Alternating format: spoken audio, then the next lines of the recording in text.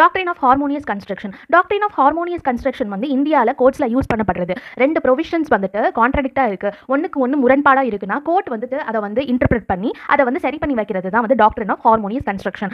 இதோட கோல் என்னன்னா, ரெண்டும் இணக்கமாக போத் டுகெதர் ஒர்க் பண்ணுறது, அதுதான் வந்துட்டு இதோட கோல். ரெண்டும் முரண்பாடாக இருக்கிறது வந்துட்டு இதோட கோல் கிடையாது. நம்ம தெரிஞ்சே வந்துட்டு இந்த மாதிரி லா வந்து மேக்ஸிமம் கிரியேட் பண்ண மாட்டோம். கான்ட்ராடிக்டாக இருக்குது, ஃபண்டமெண்டல் ரைட்ஸ்க்கு எதிராக இருக்கணும் அப்படின்னு சொல்லிட்டு சூழ்நிலை காரணமாக தான் மேக்ஸிமம் இந்த மாதிரி லாஸ் வந்துட்டு நம்ம கிரியேட் பண்ணுவோம். இது வந்துட்டு ஒரு ப்ரொவிஷன் இன்னொரு ப்ரொவிஷனோட ஒத்து போகாதனால ஒரு ப்ரொவிஷனை வந்து கேன்சல் பண்ணணும் அப்படின்னு பண்ணக்கூடாது. அது ரெண்டும் எப்படி ஒர்க் பண்ணணும், பேலன்சிங் போத் ரெண்டும் எப்படி ஒர்க் பண்ண வைக்கலாம் அப்படின்றத பார்க்கணும். இது வந்து மேக்ஸிமம் நம்ம கான்ஸ்டியூஷனில் வந்துட்டு யூஸ் பண்ணுறாங்க. ஃபண்டமெண்டல் ரைட்ஸ்க்கும் டிபிஎஸ்பிக்கும் வந்துட்டு கான்ஃப்ளிக்ட் ஆகும்போது, இல்லை வந்துட்டு ஸ்டேட்டுக்கும் சென்ட்ரலுக்கும் கான்ஃப்ளிக்ட் ஆகும்போது, இந்த மாதிரி இடத்துலலாம் வந்துட்டு இந்த doctrine of harmonious construction use பண்ணுறாங்க. ஃபேமஸ் கேஸ் லாஸ்லாம் பார்க்கலாம். Venkataramana Devaru versus state of Mysore 1958. இதில் என்னன்னா, ஆர்டிகல் 25 ஃப்ரீடம் ஆஃப் ரிலீஜனும் ஆர்டிகல் 26 மேனேஜ்மெண்ட் ஆஃப் ரிலீஜியஸ் அஃபேரும் ரெண்டும் வந்துட்டு கான்ஃப்ளிக்டாக இருந்தது. இதை ஹார்மோனைஸ் பண்ணாங்க இந்த கேஸில்.